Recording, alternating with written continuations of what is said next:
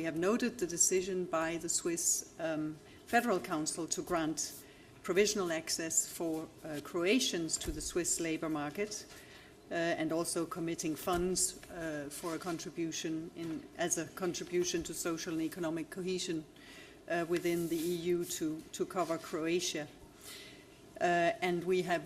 noted the declaration by the Swiss Federal Council stating that it aims to treat Croatian citizens equal to citizens of other EU member states. I think on this day of celebrating enlargement, I think that's also worth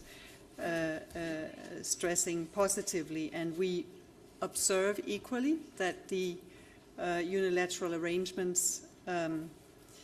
that's let's say, the other side of it. It doesn't offer a long-term solution. It's provisional, so it doesn't offer a long-term solution to the issue of Croatia's coverage by the free movement of people agreement. So that's where we stand on this particular issue as we speak. Free movement of persons being central to the relationship between the European Union and Switzerland. And in this context, we acknowledge also that the Federal Council has committed to continuing meeting its commitment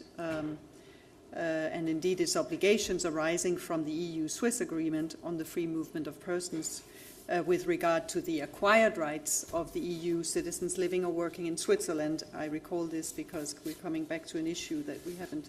discussed for a while. On the mandate itself, and Maya will complement what I say here if needed, COREPER has indeed approved the negotiating mandate for the institutional framework, and the formal adoption, if I'm rightly informed, will happen at the next upcoming Ministerial Council meeting. And therefore, the start of the negotiations finally on institutional issues will allow for a resumption of negotiations which are related to the further Swiss participation in the internal market, and here notably the negotiations on an EU-Swiss electricity agreement, which is, of course, essential. The measures that have been adopted by the Swiss Federal Council are internal unilateral measures, and they do not equal the signature and consequently do not allow the resumption of negotiations on the full participation of Switzerland in Horizon 2020 and Erasmus+, because you are very much aware that conclusion of these negotiations was made dependent by the EU member states on the ratification of the protocol for Croatia, and only signature would put Croatian citizens on the same legal footing as